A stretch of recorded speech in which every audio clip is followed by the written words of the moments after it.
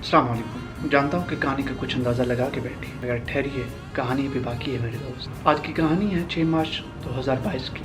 इससे पहले कि कहानी का आगाज़ बता दूँगी, अगर आपको अदब फ़न से या अदब फ़न के मेमारों से लगाव नहीं, तो आज हम आपको उनसे लगाव रखने की कोशिश करेंगे। हर साल की तरह इस साल भी फैज़ फेस्टिवल बड़ी हकीकत और जोश और जज्बे के साथ मनाया गया।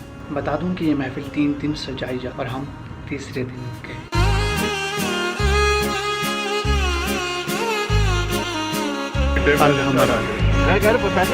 एक चीज़ जो कि बहुत अच्छी थी और वो ये थी कि जब हम अल-हमरा के अंदर दाखिल हुए तो खानों की खुशबू आने लग गई, और जैसे वो खानों की खुशबू आई तो हमने कहा कि साहब पहले ताम बाद में कलाम।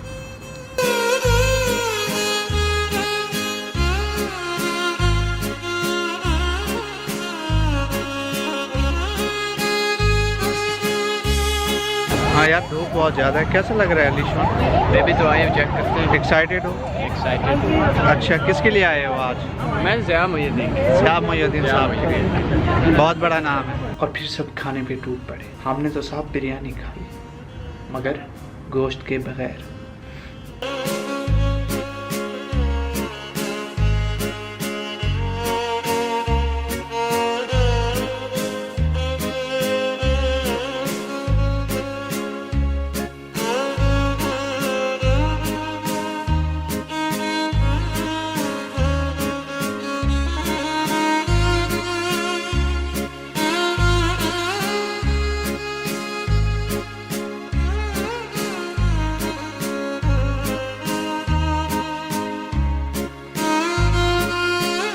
और फिर हम हॉल फन के अंदर दाखिल हुए।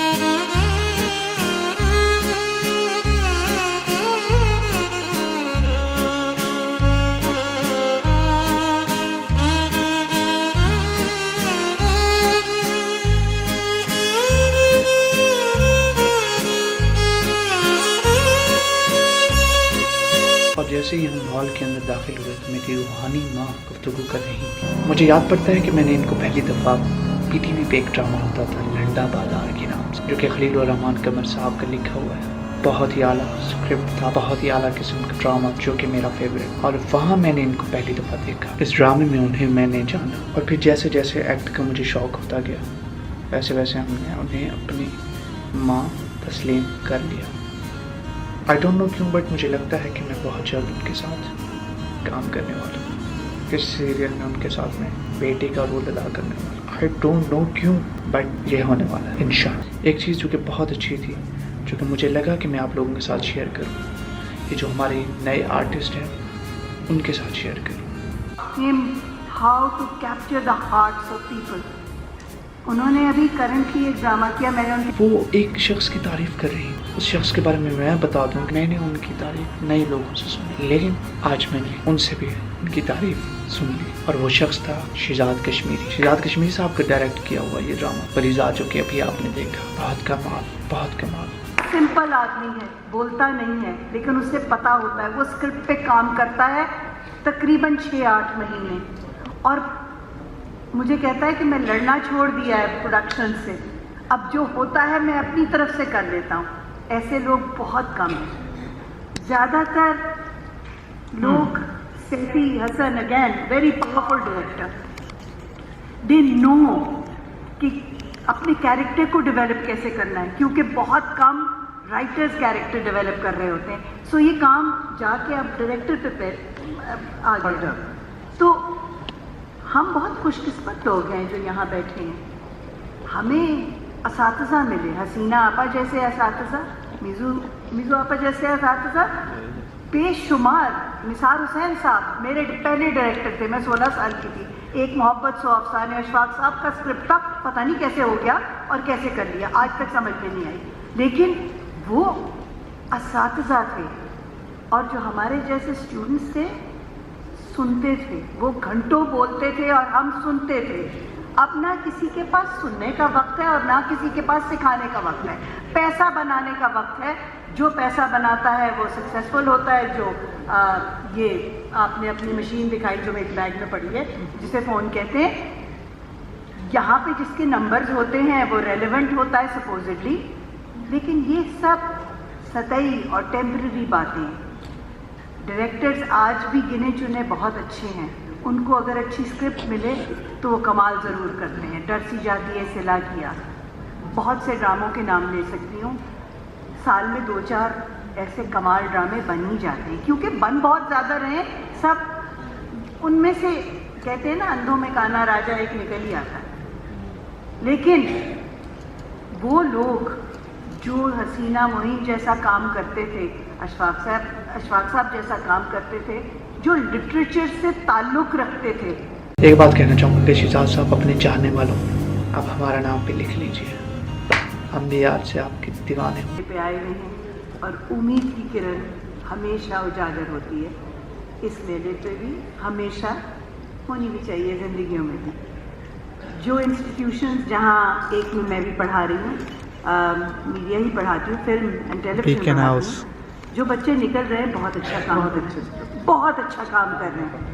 उनको थोड़ा सा वक्त चाहिए आपके सामने आने तक, अभी आ रहे हैं। एक और ख़ातून थी जिन्हें मुझे देखने और सुनने का मौका मिला, और वो ख़ातून थी मोहतरमा शहनाज शेख साहब। ड्रामा और फिल्म दोनों देखना पसंद करते हैं तो ज़रूर आप लोगों ने इस ड्रामे को देखा हो। ड्रामा है तन्हाइयाँ। 80s का ये ड्रामा बहुत लाजवाब। किसी को कोई ऐसा नहीं होता था कि एक को ज़्यादा पैसे मिल रहे हैं तो लाखों में मिल रहा है, फलाना एक एक्टर है उसको लाखों में मिल रहा है, दूसरे को नहीं।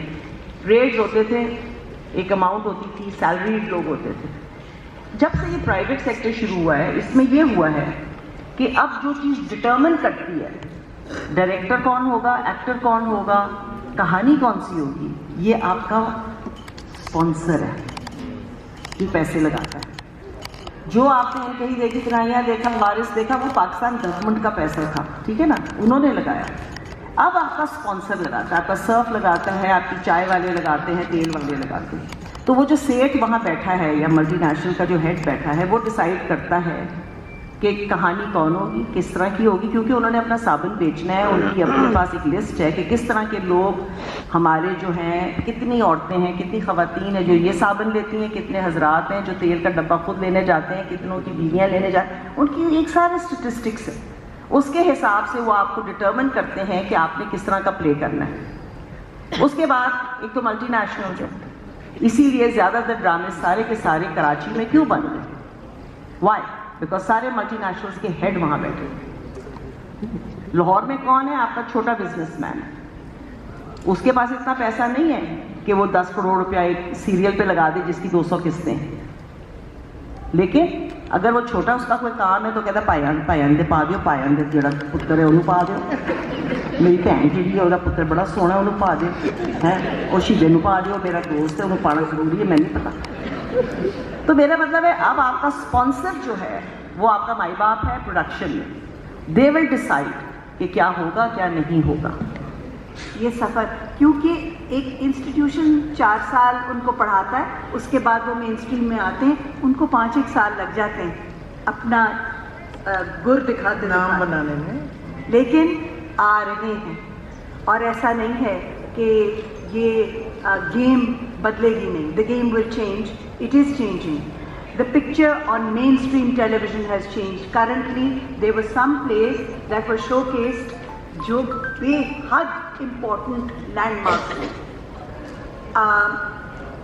इत्तेफाक से वो एक ही चैनल कर रहा है फ़िलहाल, लेकिन भेड़ चाल तो बहुत आम है हमारे मीडिया में, बाकी भी पकड़ लेंगे, नो वरीज। अभी आ जाएंगे सारे। ख़वातीन व हज़रात, आपकी तवज्जो का शुक्रिया। और जिस तरह अभी सिंधी ने कहा कि उम्मीद के ऊपर है, तो फैज़ करके लंबी है गम की शाम मगर शाम ही तो। Actually, this is my first experience and Alhamdulillah, that is so good. जो आपने हासिल किया उसको आगे अच्छा। So are we ready? Are we ready? लेकिन कैसे पता रहेगा इसका ready?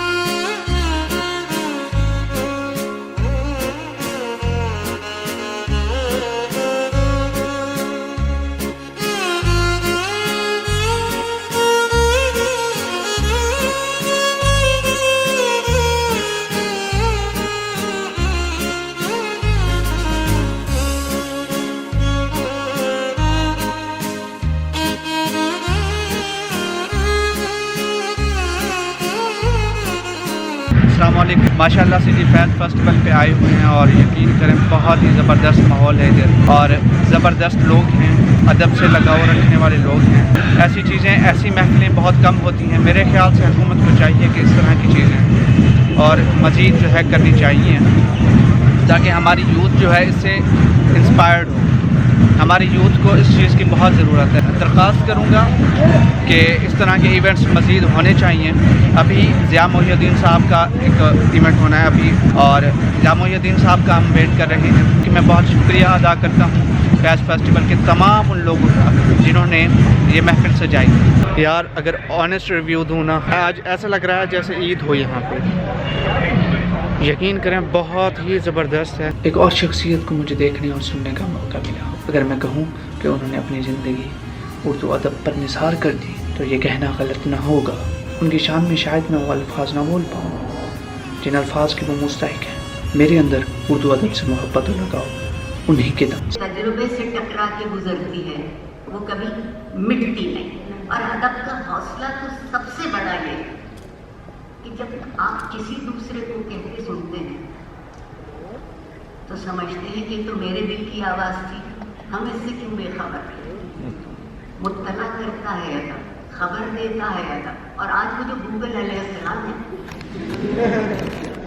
जिसके जरिए से और बहुत से दरवाजे खुले हैं और जिसको आप सोशल मीडिया कहते हैं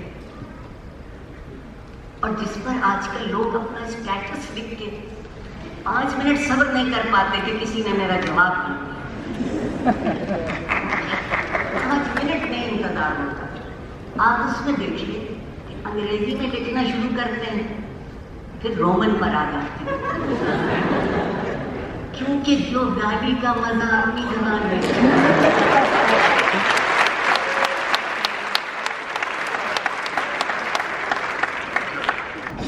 जो आज भी सच्चा है उस वक्त भी सच्चा था। अब बादल शबाना की सरमस्तियां कहाँ, उठिए बस अब के लज़्ज़ते ख्वाब सहर गई।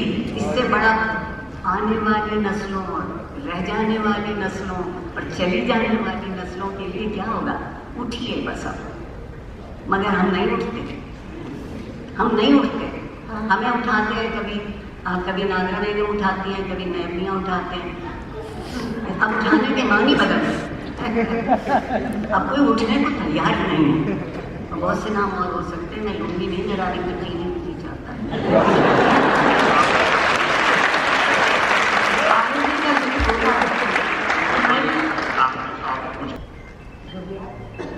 दुनिया।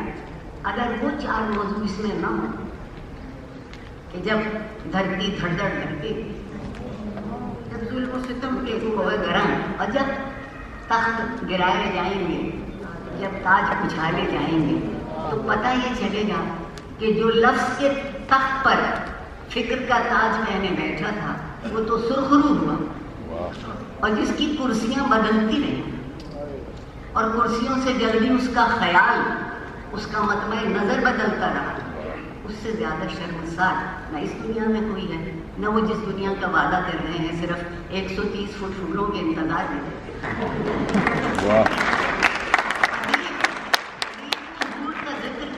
साथ थोड़ी बहुत ईमानदारी बरती। मैं जो आपसे अर्ज कर रही थी कि देखिए तसव्वुफ किस तरह हमारी शायरी में आया, सूफीज़्म। आजकल हमारे यहाँ भी बड़ा रिवाज हो गया सूफीज़्म का, मगर मैं माफ़ी चाहती हूँ कि इस तरह सूफीज़्म जो सिर्फ एक ही बनाए थे, दोबारा तोड़ दिया। बहुत से लोगों को बनाने परवरदिगार ने सांचा तोड़ा, और मुझे लगता है कि अब वो बिल्कुल इस बात में दिलचस्पी नहीं रखता मेरा रब कि कोई नया सांचा बनाए। सर जो कहते हैं कि हम आपके नशे के लिए नई शराब लेकर आए हैं, उनको पैमाना वही पुराना मिलता है, बल्कि पुराने से पुराना तर होता जाता है। जहाँ हम समझते सफर करके आ गए, और सनद की जरूरत होती है, और ये एक बार और सनद सिर्फ उसके जमाने का अदब ही उसे दे सकता है, क्योंकि जो सच अदब में बोला जाता है वो तारीख नहीं बोल सकती।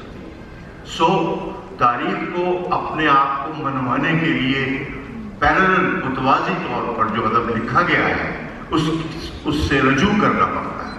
तो बड़ी बड़ी तारीखी वाक़यात और सानहात को अदब ने जिस तरह मेटाफर में पेश किया, जिस तरह उसकी लहर दर लहर मानी पैदा की, वो कोई और आर्ट, कोई और मीडियम पैदा नहीं कर सकता। ये है अदब का हौसला कि उसके अंदर जो दरिया बहती पीते हुए जैसे कोई बात ही नहीं। एक दफा उनकी बेगम को गुस्सा आ गया और उन्होंने कहा कि Faiz what are you talking, we have suffered, you have suffered, फटाफट। उन्होंने कहा देखो भाई बात यह है कि जब हम कैद तन्हाई में थे, जाहिर है तो जो आदमी हमारे खाना रखने आता था वो एक छोटी सी पेंसिल और कागज का टुकड़ा रख के चला जाता था, और हमारा जो शेर कहने को दिल चाहता था वो हम लिख लेते थे। उसके बाद जब हम रिहा हुए तो उसने वो सारे टुकड़े जमा करके हमें दे दिए। तो एलिस हम उसका एहसान याद रखें या कैद तन्हाई की तकालीफ करें। एक चीज़ जो कि आप लोगों से शेयर करना ज़रूरी समझता हूँ वो ये थी कि मैं जैसे ही अलहमरा के अंदर हॉल 1 के अंदर दाखिल हुआ, पूरा हॉल लोगों से भर चुका था। फ्रंट पे मुझे सीट चाहिए थी लेकिन फ्रंट पे कोई जगह नहीं मिली। बिल्कुल फ्रंट पे जाके थोड़ा सा साइड जाके सीढ़ियों में बैठ गया। मैं 15 मिनट 20 मिनट रिकॉर्डिंग करता रहा। फिर मैंने जाके देखा, फिर मैंने रिकॉर्डिंग चेक करने लग गया। जैसे ही मैंने रिकॉर्डिंग चेक की वहाँ एक बंदा नज़र आया, एक चेहरा नज़र आया, और वो चेहरा देख के जैसे ही मैंने वो चेहरा देखा, मैं ऐसे रिकॉर्डिंग देख रहा हूँ, मैं ऐसे रिकॉर्डिंग देख रहा हूँ, और जैसे ही मैंने देखा मैंने ऐसे मुड़ के देखा, और वो शख्सियत कौन होंगी? अक्सर हमने देखा था, बल्कि मैं कहूँगा कि मैंने बचपन से एडवर्टाइजिंग के थ्रू अगर मैंने मज़ा जाना तो वही चेहरा, पहला वही चेहरा देखा और वो था योर फोन, तुम ही तो हो। शायरी में मैंने आपसे अर्ज किया था कि कोई दौर इससे खाली नहीं रहा, उसकी तफसील बड़ी लंबी है। अगर मैं आपका बहुत बहुत शुक्रिया। आपा के और प्रोफेसर आरिफा के यहाँ 23 करोड़ फैंस हैं, लेकिन हिंदुस्तान बाने एक दूसरे को समझने से मिले। खुदा करे कि ये शबनम यूं ही बरसती रहे, ज़मीं हमेशा लोगों के लिए तरसती रहे।